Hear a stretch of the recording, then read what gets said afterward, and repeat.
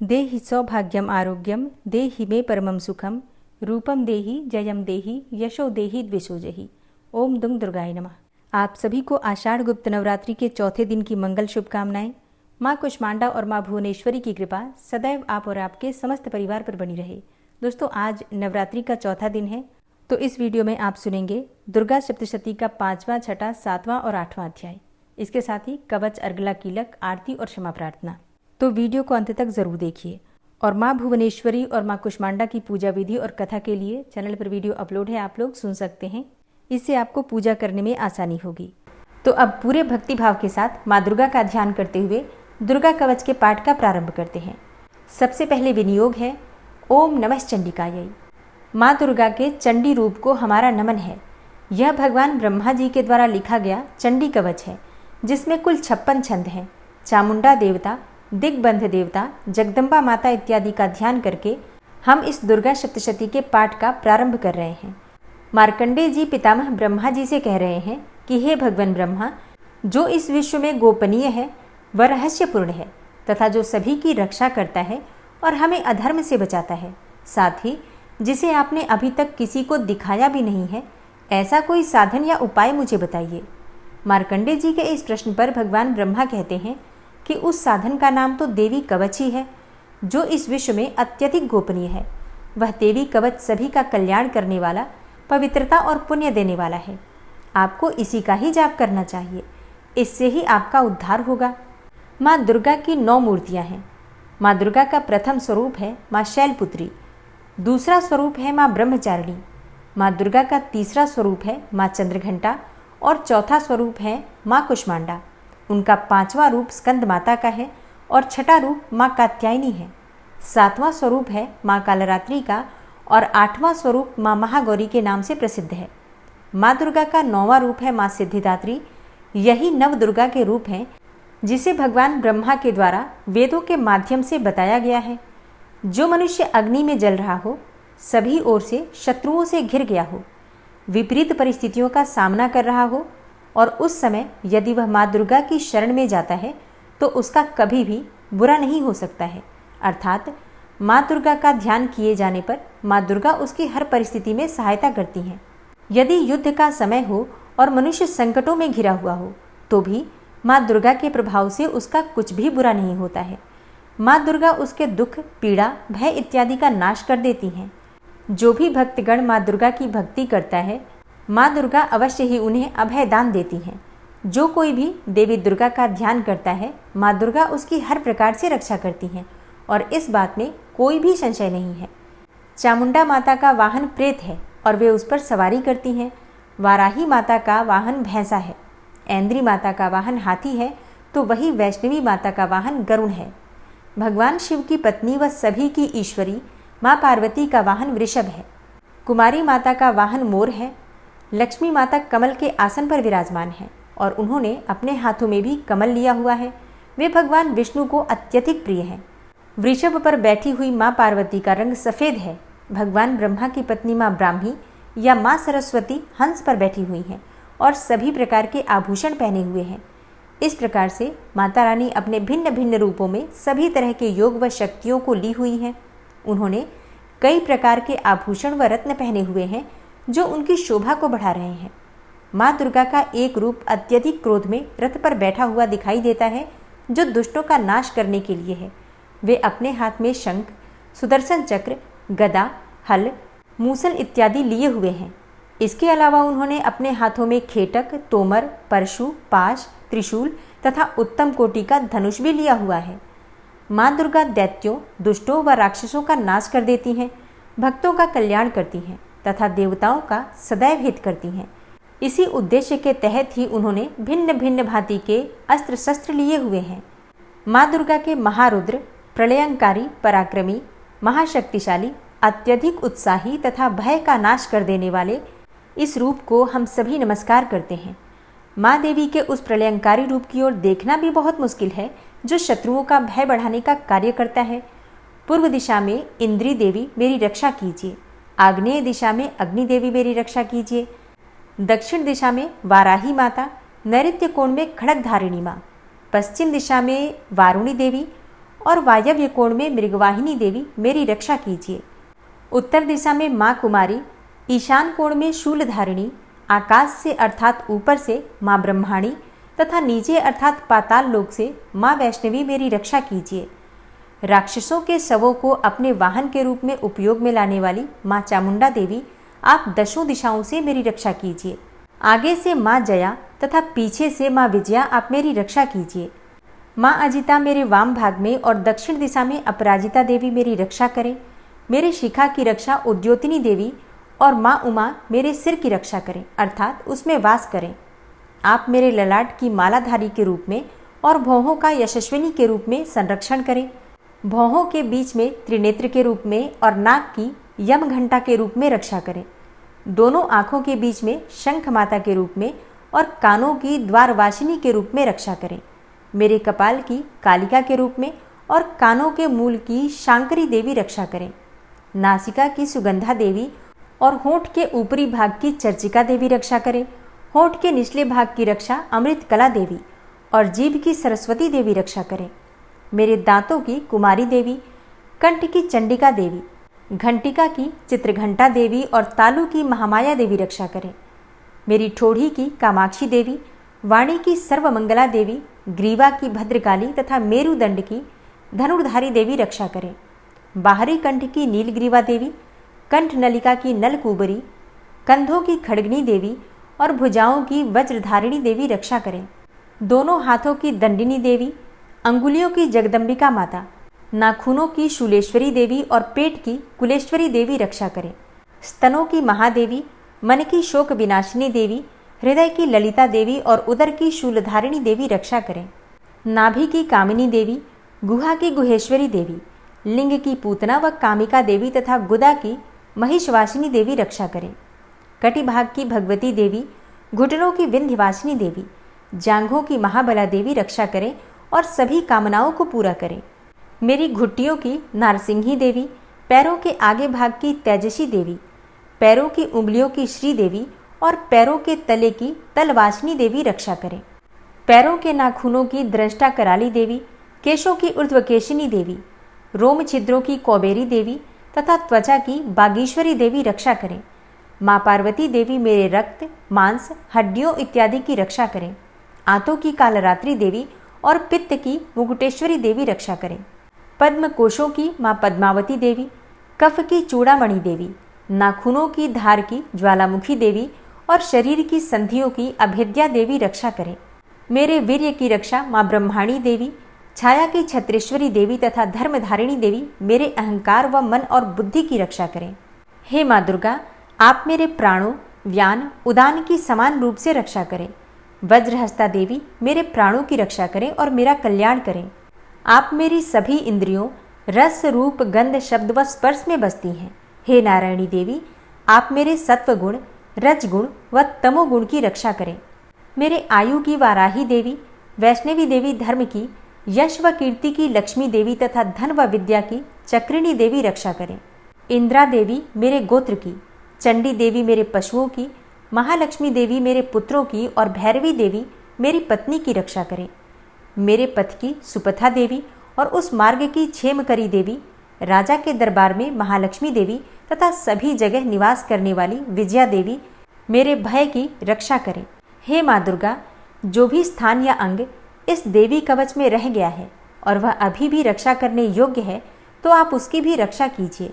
आप मेरे पापों का नाश करके मेरा उद्धार कीजिए। माँ दुर्गा की आज्ञा के बिना कोई भी व्यक्ति इस विश्व में एक कदम भी आगे नहीं बढ़ सकता है। हम यदि कहीं भी जा रहे हैं तो हमें अवश्य ही इस देवी कवच का पाठ करना चाहिए और उसके बाद ही प्रस्थान करना चाहिए। इस दुर्गा रक्षा कवच के पाठ से हमें हर जगह लाभ व सफलता मिलती है और हमारे सभी काम बन जाते हैं। हम जब भी माँ दुर्गा का ध्यान करते हैं वैसे ही हमारे सभी काम बनते चले जाते हैं। उस व्यक्ति को इस पृथ्वी पर बिना किसी तुलना के परम यश और वैभव प्राप्त होता है।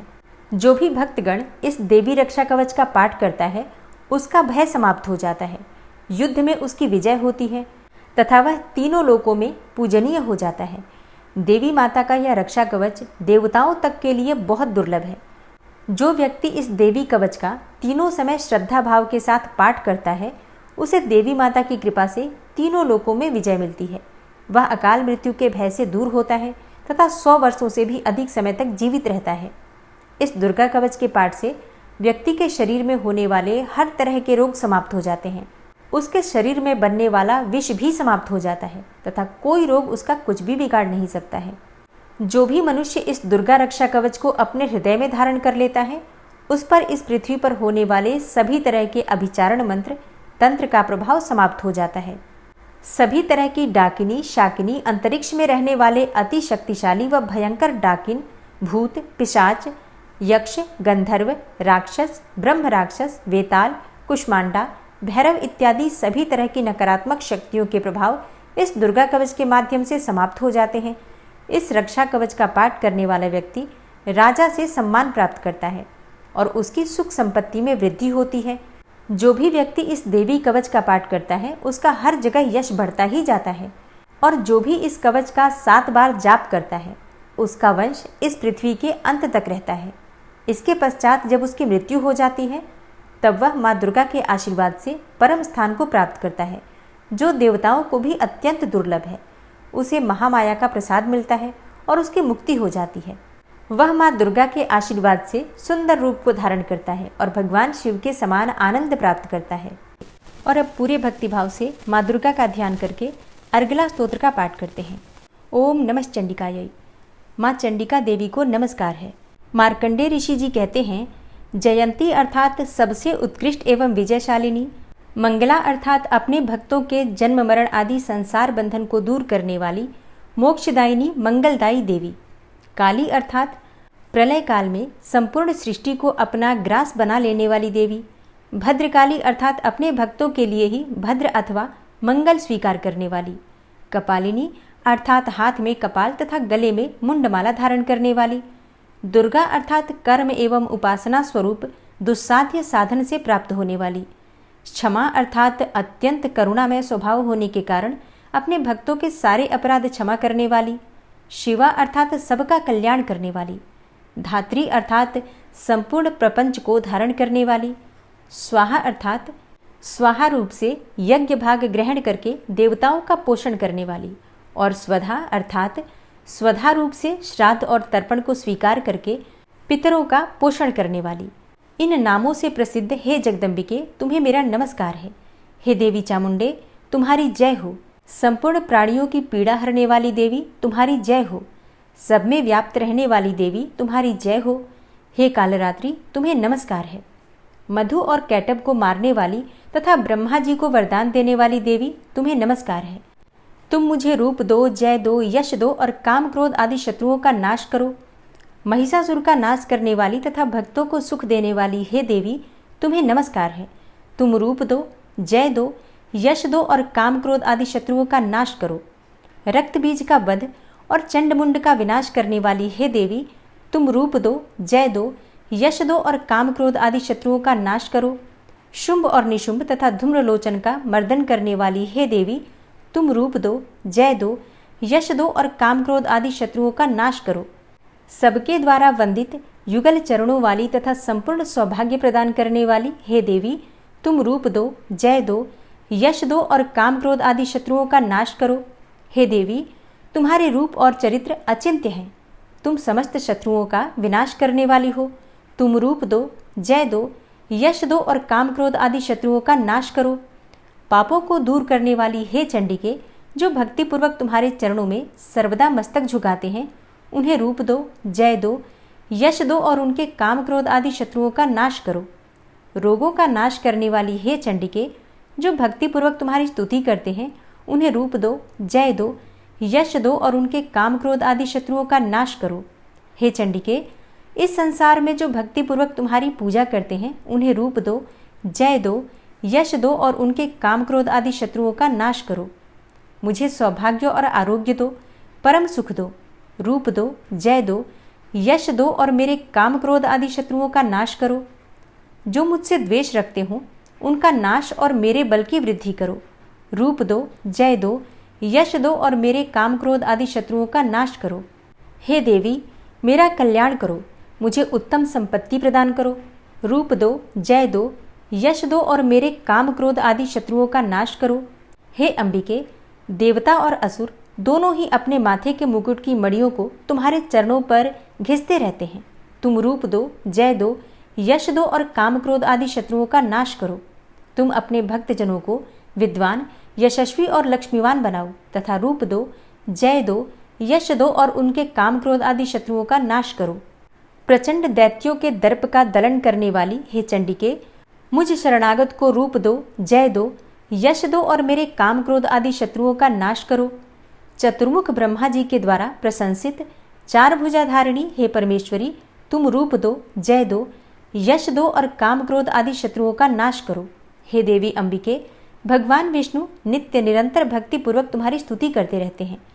तुम रूप दो, जय दो, यश दो और काम क्रोध आदि शत्रुओं का नाश करो। हिमालय कन्या पार्वती के पति महादेव जी के द्वारा प्रशंसित होने वाली हे परमेश्वरी, तुम रूप दो, जय दो, यश दो और काम क्रोध आदि शत्रुओं का नाश करो। शचीपति इंद्र के द्वारा सद्भाव से पूजित होने वाली हे परमेश्वरी, तुम रूप दो, जय दो, यश दो और काम क्रोध आदि शत्रुओं का नाश करो। प्रचंड भुजदंडों वाले दैत्यों का घमंड चूर करने वाली हे देवी, तुम रूप दो, जय दो, यश दो और काम क्रोध आदि शत्रुओं का नाश करो। हे देवी अंबिके, तुम अपने भक्तजनों को सदा असीम आनंद प्रदान करती रहती हो। मुझे रूप दो, जय दो, यश दो और मेरे काम क्रोध आदि शत्रुओं का नाश करो। मन की इच्छा के अनुसार चलने वाली मनोहर पत्नी प्रदान करो, जो दुर्गम संसार सागर से तारने वाली तथा उत्तम कुल में उत्पन्न हुई हो। जो मनुष्य इस अर्गला स्तोत्र का पाठ करके सप्तशती रूपी महास्तोत्र का पाठ करता है, वह सप्तशती की जप संख्या से मिलने वाले श्रेष्ठ फल को प्राप्त होता है। साथ ही वह प्रचुर संपत्ति भी प्राप्त कर लेता है। अर्गला स्तोत्र संपूर्ण हुआ। कीलक स्तोत्र। ओम नमः चंडिकायै। मार्कंडेय ऋषि जी कहते हैं, चंडिका देवी को नमस्कार है। विशुद्ध ज्ञान ही जिनका शरीर है, तीनों वेद ही जिनके तीनों दिव्य नेत्र हैं और जो कल्याण प्राप्ति के हेतु हैं तथा अपने मस्तक पर अर्धचंद्र का मुकुट धारण करते हैं, उन भगवान शिव को नमस्कार है।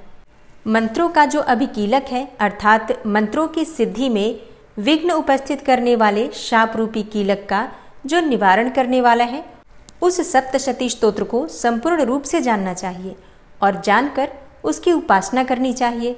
यद्यपि सप्तशती के अतिरिक्त अन्य मंत्रों के जप में भी जो निरंतर लगा रहता है, वह भी कल्याण का भागी होता है। उसके भी उच्चाटन आदि कर्म सिद्ध होते हैं तथा उसे भी समस्त दुर्लभ वस्तुओं की प्राप्ति हो जाती है। तथापि जो अन्य मंत्रों का जप न करके केवल इस सप्तशती नामक स्तोत्र से ही देवी की स्तुति करते हैं, उन्हें स्तुति मात्र से ही सच्चिदानंद स्वरूपिणी देवी सिद्ध हो जाती हैं। उन्हें अपने कार्य की सिद्धि के लिए मंत्र, औषधि तथा अन्य किसी साधन के उपयोग की आवश्यकता नहीं रहती। बिना जप के ही उनके उच्चाटन आदि समस्त अभिचारिक कर्म सिद्ध हो जाते हैं। इतना ही नहीं, उनकी संपूर्ण अभिष्ट वस्तुएं भी सिद्ध हो जाती हैं। लोगों के मन में यह शंका थी कि जब केवल सप्तशती की उपासना से अथवा सप्तशती को छोड़कर अन्य मंत्रों की उपासना से भी समान रूप से सब कार्य सिद्ध होते हैं, तब इनमें श्रेष्ठ कौन सा साधन है। लोगों की इस शंका को सामने रखकर भगवान शंकर ने अपने पास आए हुए जिज्ञासुओं को समझाया कि यह सप्तशती नामक संपूर्ण स्तोत्र ही सर्वश्रेष्ठ एवं कल्याणमय है। तदनंतर भगवती चंडिका के सप्तशती नामक स्तोत्र को महादेव जी ने गुप्त कर दिया। सप्तशती के पाठ से जो पुण्य प्राप्त होता है, उसकी कभी समाप्ति नहीं होती, परंतु अन्य मंत्रों के जप से उत्पन्न पुण्य की समाप्ति हो जाती है। अतः भगवान शिव ने अन्य मंत्रों की अपेक्षा जो सप्तशती की ही श्रेष्ठता का निर्णय किया, उसे यथार्थ ही जानना चाहिए। अन्य मंत्रों का जप करने वाला पुरुष भी यदि सप्तशती के स्तोत्र और जप का अनुष्ठान कर ले, तो वह भी पूर्ण रूप से ही कल्याण का भागी होता है। इसमें तनिक भी संदेह नहीं है। जो साधक कृष्ण पक्ष की चतुर्दशी अथवा अष्टमी को एकाग्रचित्त होकर भगवती की सेवा में अपना सर्वस्व समर्पित कर देता है और फिर उसे प्रसाद रूप से ग्रहण करता है, उसी पर भगवती प्रसन्न होती हैं, अन्यथा उनकी प्रसन्नता नहीं प्राप्त होती। इस प्रकार सिद्धि के प्रतिबंधक रूप कील के द्वारा महादेव जी ने इस स्तोत्र को कीलित कर रखा है। जो पूर्वोक्त रीति से निष्कीलन करके इस सप्तशती स्तोत्र का प्रतिदिन स्पष्ट उच्चारण पूर्वक पाठ करता है, वह मनुष्य सिद्ध हो जाता है। वही देवी का पार्षद होता है और वही गंधर्व भी होता है। सर्वत्र विचरते रहने पर भी इस संसार में उसे कहीं भी भय नहीं होता। वह अपमृत्यु के वश में नहीं पड़ता तथा देह त्यागने के बाद वह मोक्ष प्राप्त कर लेता है। अतः कीलन को जानकर उसका परिहार करके ही सप्तशती का पाठ आरंभ करें। जो ऐसा नहीं करता उसका नाश हो जाता है। इसलिए कीलक और निष्कीलन का ज्ञान प्राप्त करने पर ही यह स्तोत्र निर्दोष होता है और विद्वान पुरुष इस निर्दोष स्तोत्र का ही पाठ आरंभ करते हैं। स्त्रियों में जो कुछ भी सौभाग्य आदि दृष्टिगोचर होता है वह सब देवी के प्रसाद रूप का ही फल है। अतः इस कल्याणमय स्तोत्र का सदा जाप करना चाहिए। इस स्तोत्र का मंद स्वर से पाठ करने पर स्वल्प फल की प्राप्ति होती है और उच्च स्वर से पाठ करने पर पूर्ण फल की सिद्धि होती है। अतः उच्च स्वर से ही इसका पाठ आरंभ करना चाहिए। जिनके प्रसाद से ऐश्वर्य, सौभाग्य, आरोग्य, संपत्ति, शत्रुनाश तथा परम मोक्ष की भी सिद्धि होती है, उस कल्याणमयी जगदम्बा की स्तुति मनुष्य क्यों नहीं करते। दुर्गा सप्तशती का 5वां, 6ठा, 7वां और 8वां अध्याय। नवरात्रि के चौथे दिन 4 अध्याय के पाठ किए जाते हैं। 5, 6, 7 और 8 ये चारों अध्याय एक साथ किए जाते हैं। तो आज आप इन सभी अध्यायों का श्रवण करेंगे। तो सबसे पहले 5वें अध्याय का श्रवण करते हैं।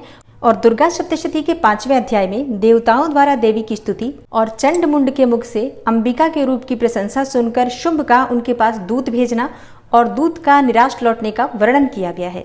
तो पाठ सुनने से पहले माँ भगवती दुर्गा का अपने मन में ध्यान कीजिए। ओम नमः चंडिकायै इस मंत्र का उच्चारण कीजिए और पूरे भक्तिभाव से इस कथा का श्रवण करते हैं।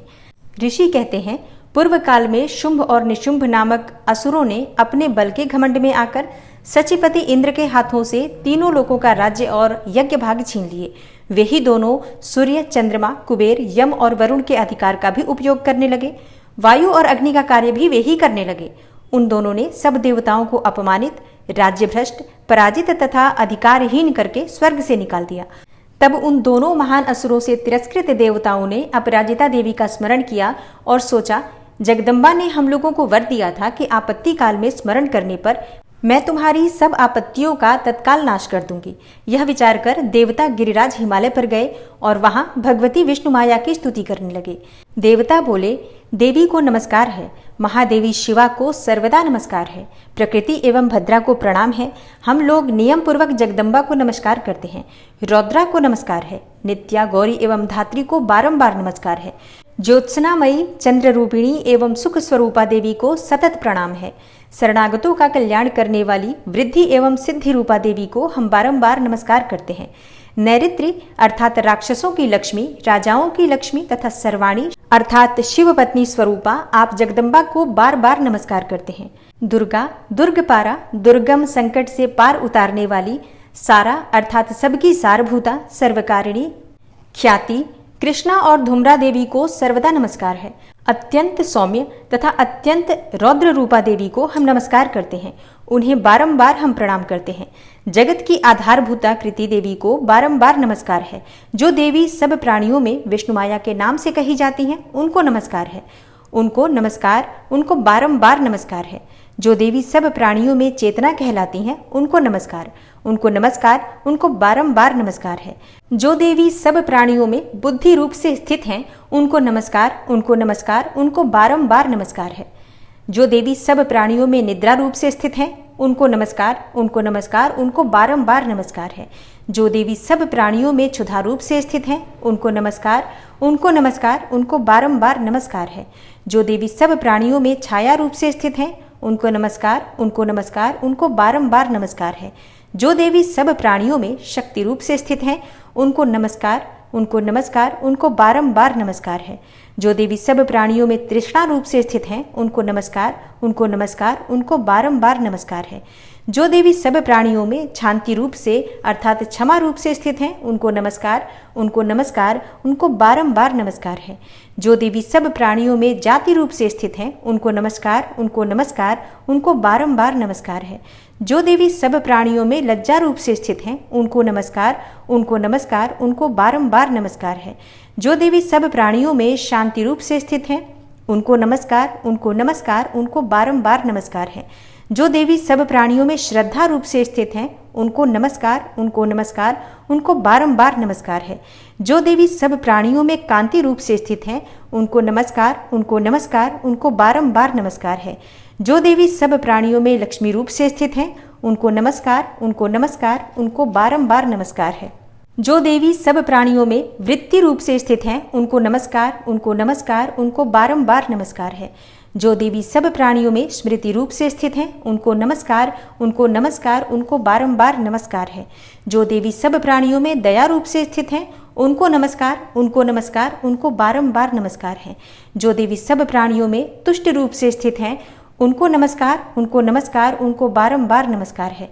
जो देवी सब प्राणियों में माता रूप से स्थित हैं, उनको नमस्कार, उनको नमस्कार, उनको बारंबार नमस्कार है। जो देवी सब प्राणियों में भ्रांति रूप से स्थित हैं, उनको नमस्कार, उनको नमस्कार, उनको बारंबार नमस्कार है।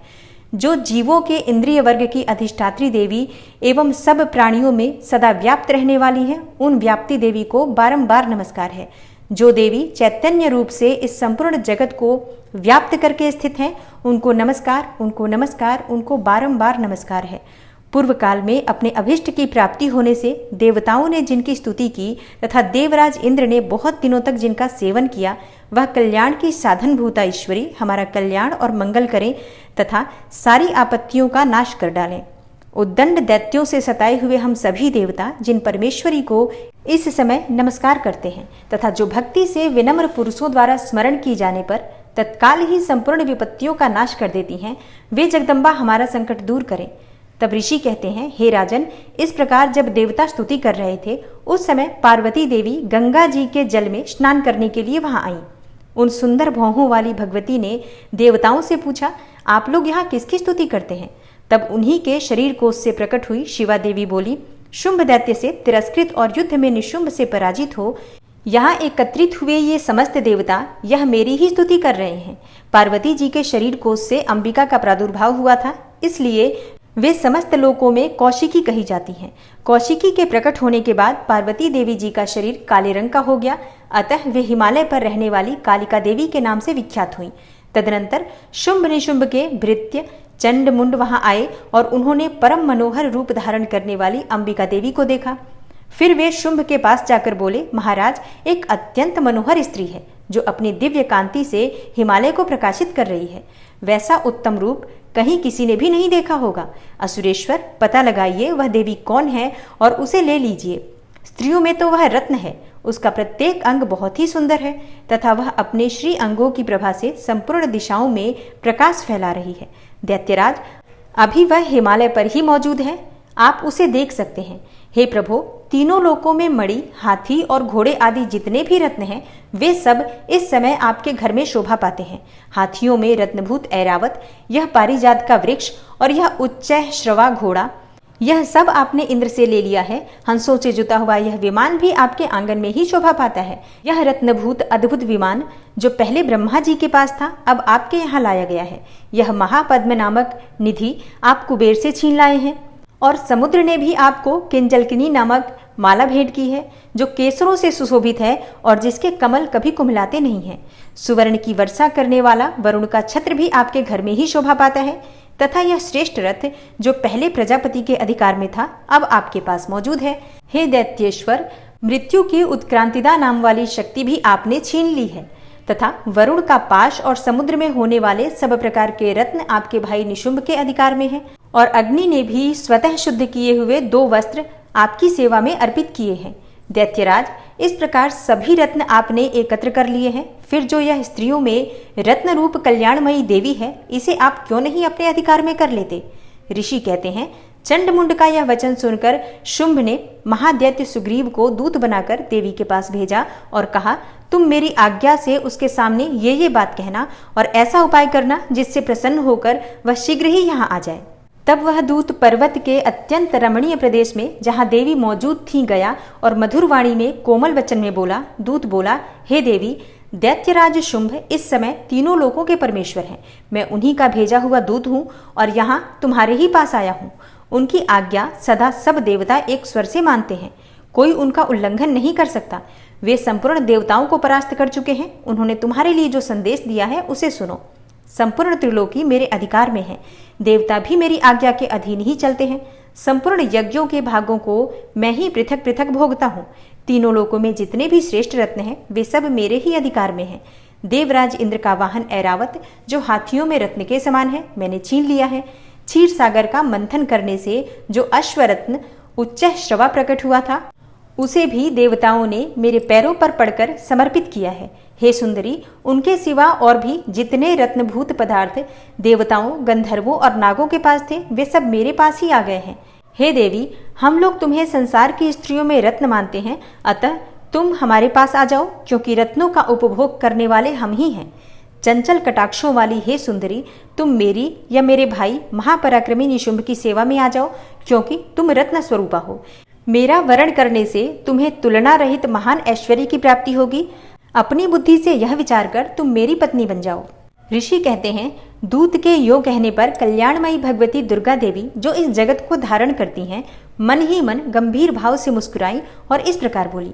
देवी ने कहा, हे दूत, तुमने बिल्कुल सत्य कहा है, इसमें तनिक भी मिथ्या नहीं है।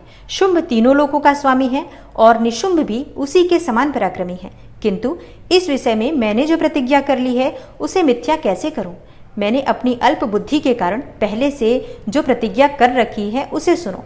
जो मुझे संग्राम में जीत लेगा, जो मेरे अभिमान को चूर्ण कर देगा तथा संसार में जो मेरे समान बलवान होगा वही मेरा स्वामी होगा। इसलिए शुंभ तथा महादैत्य निशुंभ स्वयं ही यहाँ पधारें और मुझे जीतकर शीघ्र ही मेरा पाणी ग्रहण कर ले, इसमें विलंब की क्या आवश्यकता है?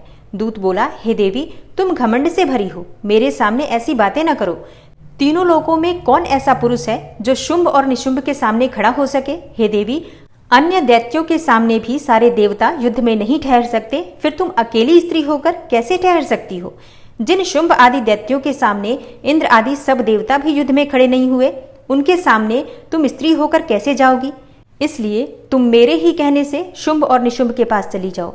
ऐसा करने से तुम्हारे गौरव की रक्षा होगी, अन्यथा जब वे केश पकड़कर घसीटेंगे तब तुम्हें अपनी प्रतिष्ठा खोकर जाना पड़ेगा। तब देवी ने कहा, तुम्हारा कहना ठीक है, शुंभ बलवान है और निशुंभ भी बड़े पराक्रमी है, किंतु क्या करूं? मैंने पहले बिना सोचे समझे प्रतिज्ञा कर ली है, अतः अब तुम जाओ। मैंने तुमसे जो कुछ कहा है वह सब दैत्यराज से आदरपूर्वक कहना, फिर वे जो उचित जान पड़े करें। इस प्रकार श्री मार्कंडेय पुराण में सावर्णिक मनवंतर की कथा के अंतर्गत देवी महात्म्य में देवी दूत संवाद नामक 5वां अध्याय पूरा हुआ। अब आप सुनेंगे दुर्गा सप्तशती का 6ठा अध्याय। 6ठे अध्याय में धूम्रलोचन वध का वर्णन किया गया है। ऋषि कहते हैं, देवी का यह कथन सुनकर दूत को बड़ा अमर्ष हुआ और उसने दैत्यराज के पास जाकर सब समाचार विस्तार पूर्वक कह सुनाया। दूत के उस वचन को सुनकर दैत्यराज कुपित हो उठा और दैत्य सेनापति धूम्रलोचन से बोला, धूम्रलोचन, तुम शीघ्र अपने साथ सेना लेकर जाओ और उस दुष्टा के केश पकड़कर घसीटते हुए उसे बलपूर्वक यहाँ ले आओ। उसकी रक्षा करने के लिए यदि कोई दूसरा खड़ा हो तो वह देवता, यक्ष अथवा गंधर्व ही क्यों न हो, उसे अवश्य मार डालना। ऋषि कहते हैं, शुंभ के इस प्रकार आज्ञा देने पर वह धूम्रलोचन दैत्य 60,000 असुरों की सेना को साथ लेकर वहां से तुरंत चल दिया। वहां पहुंचकर उसने हिमालय पर रहने वाली देवी को देखा और ललकार कर कहा, अरे तू शुंभ निशुंभ के पास चल। यदि इस समय प्रसन्नता पूर्वक मेरे स्वामी के समीप नहीं चलेगी तो मैं बलपूर्वक झोंटा पकड़कर घसीटते हुए तुझे ले चलूंगा। देवी बोली, तुम्हें दैत्यों के राजा ने भेजा है, तुम स्वयं भी बलवान हो और तुम्हारे साथ विशाल सेना भी है। ऐसी दशा में यदि मुझे बलपूर्वक ले चलोगे तो मैं तुम्हारा क्या कर सकती हूँ? ऋषि कहते हैं, देवी के यो कहने पर असुर धूम्रलोचन उनकी ओर दौड़ा। तब अंबिका ने हुम शब्द के उच्चारण मात्र से उसे भस्म कर दिया। फिर तो क्रोध में भरी हुई दैत्यों की विशाल सेना और अंबिका ने एक दूसरे पर तीखे सायकों, शक्तियों तथा फरसों की वर्षा आरंभ कर दी। इतने में ही देवी का वाहन सिंह क्रोध में भरकर भयंकर गर्जना करके गर्दन के बालों को हिलाता हुआ असुरों की सेना में कूद पड़ा। उसने कुछ दैत्यों को पंजों की मार से, कितनों को अपने जबड़ों से और कितने ही महादैत्यों को पटक कर ओठ की दाढ़ों से घायल करके मार डाला। उस सिंह ने अपने नखों से कितनों के पेट फाड़ डाले और थप्पड़ मारकर कितनों के ही सिर धड़ से अलग कर दिए।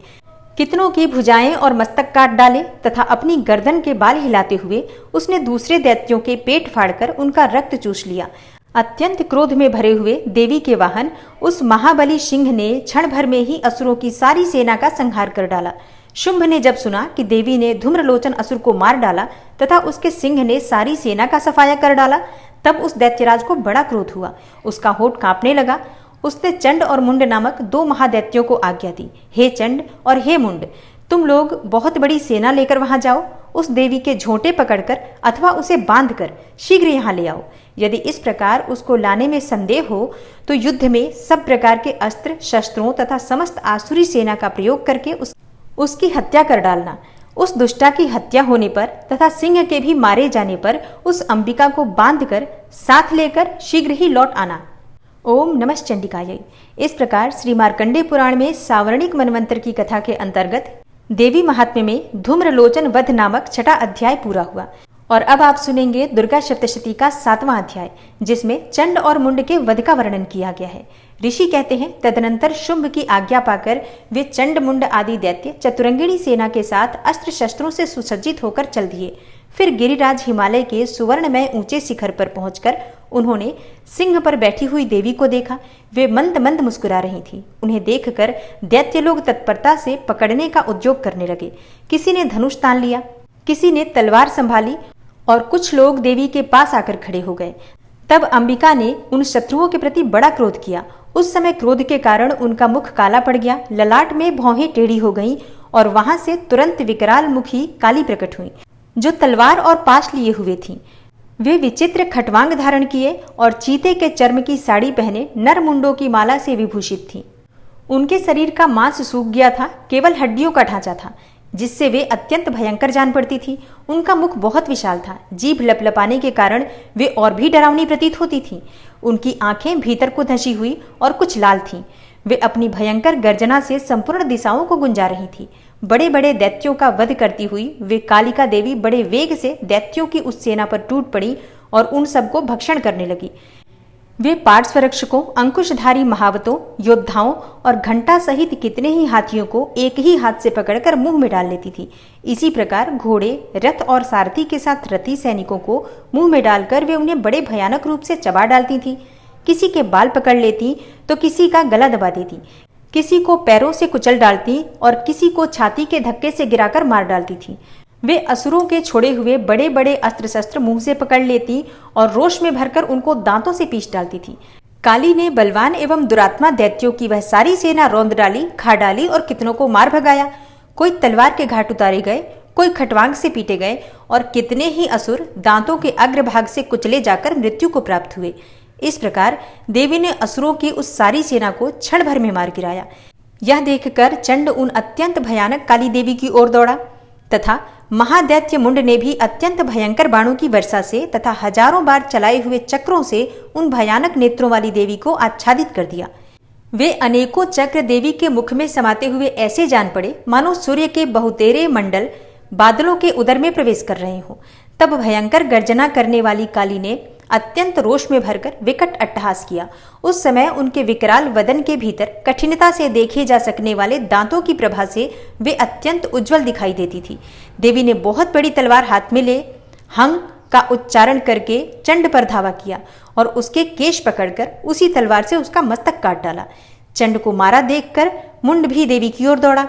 तब देवी ने रोष में भरकर उसे भी तलवार से घायल करके धरती पर सुला दिया। महापराक्रमी चंड और मुंड को मारा गया देखकर मरने से बची हुई बाकी सेना भय से व्याकुल हो चारों ओर भाग गई। तदनंतर काली ने चंड और मुंड का मस्तक हाथ में लेकर चंडिका के पास जाकर प्रचंड अट्टहास करते हुए कहा, हे देवी, मैंने चंड और मुंड नामक इन 2 महापशुओं को तुम्हें भेंट किया है। अब युद्ध यज्ञ में तुम शुंभ और निशुंभ का स्वयं ही वध करना। ऋषि कहते हैं, वहां लाए हुए उन चंड मुंड नामक महादैत्यों को देखकर कल्याणमयी चंडी ने काली से मधुर वाणी में कहा, हे देवी, तुम चंड और मुंड को लेकर मेरे पास आई हो, इसलिए संसार में चामुंडा के नाम से तुम्हारी ख्याति होगी। ओम नमः चंडिकायै। इस प्रकार श्री मार्कंडेय पुराण में सावर्णिक मनवंतर की कथा के अंतर्गत देवी महात्म्य में चंड मुंड वध नामक 7वां अध्याय पूरा हुआ। और अब आप सुनेंगे दुर्गा सप्तशती का 8वां अध्याय। 8वें अध्याय में रक्त बीज वध का वर्णन किया गया है। ऋषि कहते हैं, चंड और मुंड नामक दैत्यों के मारे जाने तथा बहुत सी सेना का संहार हो जाने पर दैत्यों के राजा प्रतापी शुंभ के मन में बड़ा क्रोध हुआ और उसने दैत्यों की संपूर्ण सेना को युद्ध के लिए कूच करने की आज्ञा दी। वह बोला, आज उदायुध नाम के 86 दैत्य सेनापति अपनी सेनाओं के साथ युद्ध के लिए प्रस्थान करें। कंबु नाम वाले दैत्यों के 84 सेनानायक अपनी वाहिनी से घिरे हुई यात्रा करें। 50 कौटिवीर्य कुल के और 100 धौम्र कुल के असुर सेनापति मेरी आज्ञा से सेना सहित कूच करें। कालक, दौरहृद, मौर्य और कालकेय असुर भी युद्ध के लिए तैयार होकर मेरी आज्ञा से तुरंत प्रस्थान करें। भयानक शासन करने वाला असुर राज शुंभ इस प्रकार आज्ञा देकर सहस्त्रों बड़ी बड़ी सेनाओं के साथ युद्ध के लिए प्रस्थित हुआ। उसकी अत्यंत भयंकर सेना आती देखकर चंडिका ने अपने धनुष की टंकार से पृथ्वी और आकाश के बीच का भाग गुंजा दिया। हे राजन, तदनंतर देवी के सिंह ने भी बड़े जोर जोर से दहाड़ना आरंभ किया। फिर अंबिका ने घंटे के शब्द से उस ध्वनि को और भी बढ़ा दिया। धनुष की टंकार, सिंह की दहाड़ और घंटे की ध्वनि से संपूर्ण दिशाएं गूंज उठी।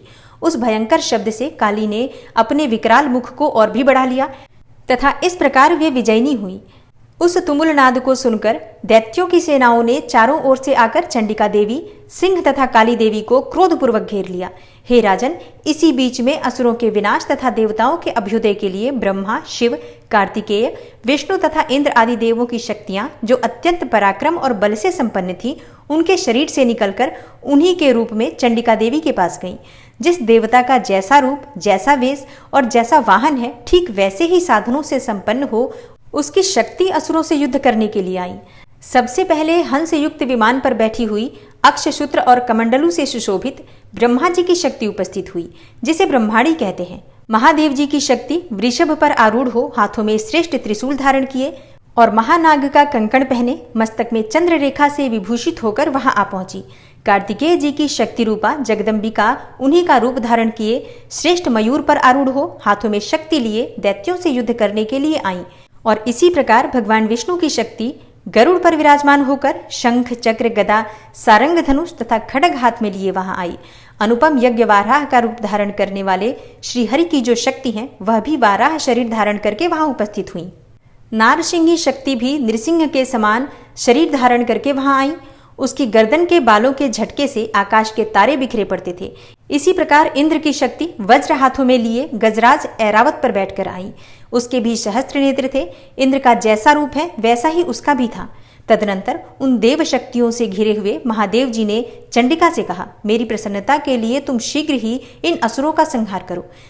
तब देवी के शरीर से अत्यंत भयानक और परम उग्र चंडिका शक्ति प्रकट हुई, जो सैकड़ों गिदड़ियों की भांति आवाज करने वाली थी।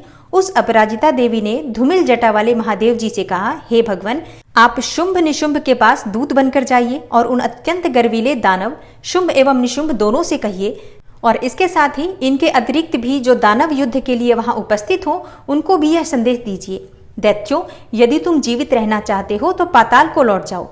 इंद्र को त्रिलोकी का राज्य मिल जाए और देवता यज्ञ भाग का उपभोग करें। और यदि बल के घमंड में आकर तुम युद्ध की अभिलाषा रखते हो तो आओ, मेरी शिवाएं अर्थात योगिनियां तुम्हारे कच्चे मांस से तृप्त हों। चूंकि उस देवी ने भगवान शिव को दूत के कार्य में नियुक्त किया था, इसलिए वह शिवदूती के नाम से संसार में विख्यात हुई। वे महादैत्य भी भगवान शिव के मुंह से देवी के वचन सुनकर क्रोध में भर गए और जहां कात्यायनी विराजमान थी उस ओर बढ़े। तदनंतर वे दैत्य अमरस में भरकर पहले ही देवी के ऊपर बाण शक्ति और रिष्टि आदि अस्त्रों की वृष्टि करने लगे। तब देवी ने भी खेल खेल में ही धनुष की टंकार की और उससे छोड़े हुए बड़े बड़े बाणों द्वारा दैत्यों के चलाए हुए बाण, शूल, शक्ति और फरसों को काट डाला। फिर काली उनके आगे होकर शत्रुओं को शूल के प्रहार से विदीर्ण करने लगी और खटवांग से उनका कचूमर निकालती हुई रणभूमि में विचरने लगी। ब्रह्माणी भी जिस जिस ओर दौड़ती उसी ओर अपने कमंडलू का जल छिड़ककर शत्रुओं के ओज और पराक्रम को नष्ट कर देती थी। माहेश्वरी के त्रिशूल से तथा वैष्णवी के चक्र से और अत्यंत क्रोध में भरी हुई कुमार कार्तिकेय की शक्ति ने शक्ति से दैत्यों का संहार आरंभ किया।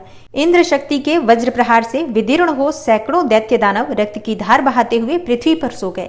वाराही शक्ति ने कितनों को अपनी थुथुन की मार से नष्ट किया, दाढ़ों के अग्रभाग से कितनों की छाती छेद डाली तथा कितने ही दैत्य उसके चक्र की चोट से विदीर्ण होकर गिर पड़े। नारसिंही भी दूसरे महादैत्यों को अपनी नखों से विदीर्ण करके खाती और सिंहनाद से दिशाओं और आकाश को गुंजाती हुई युद्ध क्षेत्र में विचरने लगी।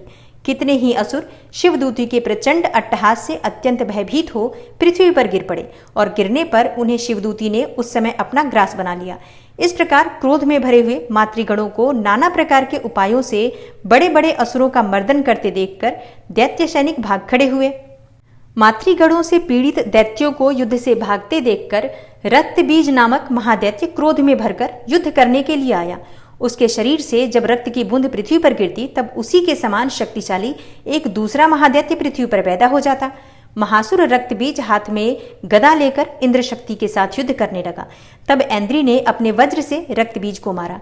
वज्र से घायल होने पर उसके शरीर से बहुत सा रक्त चूने लगा और उससे उसी के समान रूप तथा पराक्रम वाले योद्धा उत्पन्न होने लगे। उसके शरीर से रक्त की जितनी बूंदें गिरी उतने ही पुरुष उत्पन्न हो गए। वे सब रक्त बीज के समान ही वीर्यवान, बलवान तथा पराक्रमी थे। वे रक्त से उत्पन्न होने वाले पुरुष भी अत्यंत भयंकर अस्त्र शस्त्रों का प्रहार करते हुए वहां मातृगणों के साथ घोर युद्ध करने लगे। पुनः वज्र के प्रहार से जब उसका मस्तक घायल हुआ तब रक्त बहने लगा और उससे हजारों पुरुष उत्पन्न हो गए। वैष्णवी ने युद्ध में रक्त बीज पर चक्र का प्रहार किया तथा ऐन्द्री ने उस दैत्य सेनापति को गदा से चोट पहुंचाई।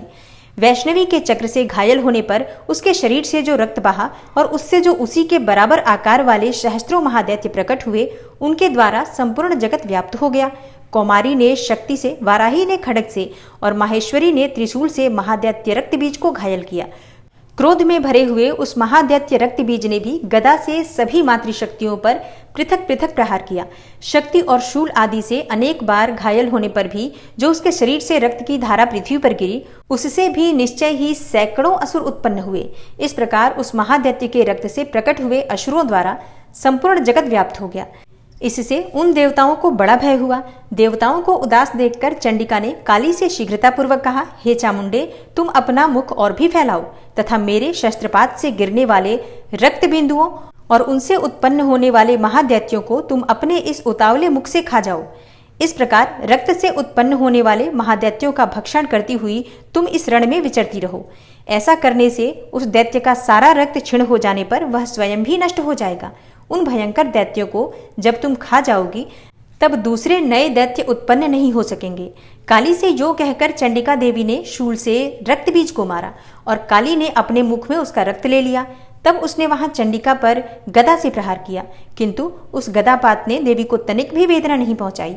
रक्त बीज के घायल शरीर से बहुत सा रक्त गिरा, किंतु ज्यों ही वह गिरा त्यों ही चामुंडा ने उसे अपने मुख में ले लिया। रक्त गिरने से काली के मुख में जो महादैत्य उत्पन्न हुए उन्हें भी वह चट कर गई और उसने रक्त बीज का रक्त भी पी लिया। तदनंतर देवी ने रक्त बीज को, जिसका रक्त चामुंडा ने पी लिया था, वज्र, बाण, खड्ग तथा रिष्टि आदि से मार डाला। हे राजन, इस प्रकार शस्त्रों के समुदाय से आहत एवं रक्तहीन हुआ महादैत्य रक्त बीज पृथ्वी पर गिर पड़ा। हे नरेश्वर, इससे देवताओं को अनुपम हर्ष की प्राप्ति हुई और मातृगण उन असुरों के रक्तपान के मध्य से उद्धत सा होकर नृत्य करने लगा। ओम नमः चंडिकाय। इस प्रकार श्री मार्कंडेय पुराण में सावर्णिक मनवंतर की कथा के अंतर्गत देवी महात्म्य में रक्त बीज वध नामक 8वां अध्याय पूरा हुआ। और अब आप सुनेंगे माँ दुर्गा की आरती। ओम जय अम्बे गौरी मैया, जय श्यामा गौरी मैया जी को निश दिन ध्यावत, तुमको निश दिन ध्यावत, हरि ब्रह्मा शिवरी। ओम जय अम्बे गौरी। मांग सिंदूर बिराजत, टीको मृग मद को, उज्ज्वल से दो नैना, चंद्र बदन नीको। ओम जय अम्बे गौरी। कनक समान कलेवर, रक्तांबर राजे, रक्त पुष्प गले माला, कंठन पर साजे। ओम जय अम्बे गौरी।